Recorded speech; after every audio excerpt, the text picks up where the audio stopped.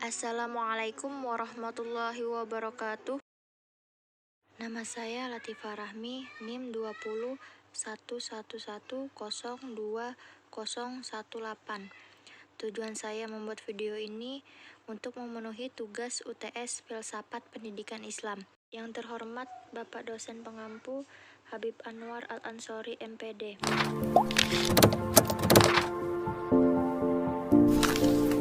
Jelaskan Tuhan dan alam menjelaskan dengan secara filsafat pendidikan Islam.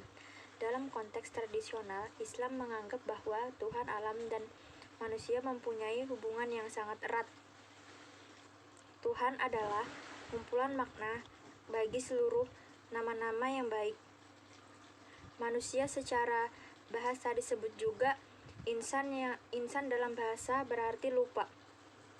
Alam adalah media pendidikan sekaligus sebagai sarana yang digunakan oleh manusia untuk melangsungkan proses pendidikan. 2. Definisikan ruang lingkup dalam kajian filsafat pendidikan Islam dan jelaskan filsafat pendidikan Islam dari segi ontologi, epistemologi, dan aksikologi. Pembahasan tentang ruang lingkup filsafat pendidikan Islam sebenarnya merupakan pengkajian dari aspek ontologi filsafat pendidikan Islam secara makro. Yang menjadi ruang lingkup filsafat pendidikan Islam adalah yang mencakup dalam objek material filsafat secara radikal. Secara mikro merupakan faktor atau komponen dalam pelaksanaan pendidikan Islam. Untuk lebih memfokuskan pembahasan sesuai fokus penelitian ruang lingkup, maka cukup sajikan pembahasan secara makro, yaitu 1. Ontologi, ilmu yang mempelajari suatu yang ada atau yang berwujud yang dapat diterima di kalangan orang banyak. Epistemologi, ilmu yang mempelajari tentang suatu kebenaran, pengetahuan, atau secara seseorang mendapatkan ilmu. 3. Aksiologi, suatu bentuk aplikasi seseorang atas ilmu yang diperoleh. Jelaskan perbedaan antara filsafat pendidikan Islam dengan filsafat pendidikan Barat dalam proses belajar mengajar, konsep pendidikannya, dan tujuan akhir pendidikan.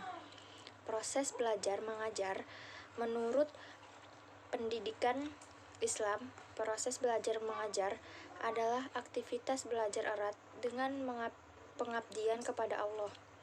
Menurut pendidikan Barat, motif dan objek belajar mengajar semata-mata masalah keduniaan.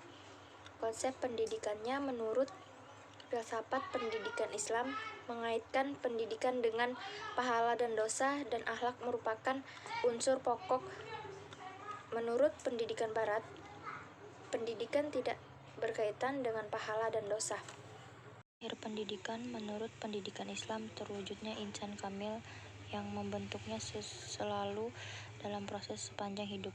Menurut pendidikan Barat, hidup sejahtera di dunia secara maksimal sebagai warga negara maupun sebagai warga masyarakat.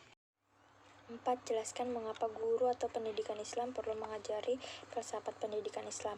Karena filsafat pendidikan Islam merupakan pandangan-pandangan pemikiran filsafat yang berhubungan dengan kehidupan di dunia pendidikan dan peraturannya dalam metode khusus dengan tujuan menggerakkan pemuda dan masyarakat yang mendapatkan kehidupan yang bahagia, beradaptasi dengan manusia yang hidup bersama, meningkatkan taraf hidup, dan semuanya itu merupakan tindakan.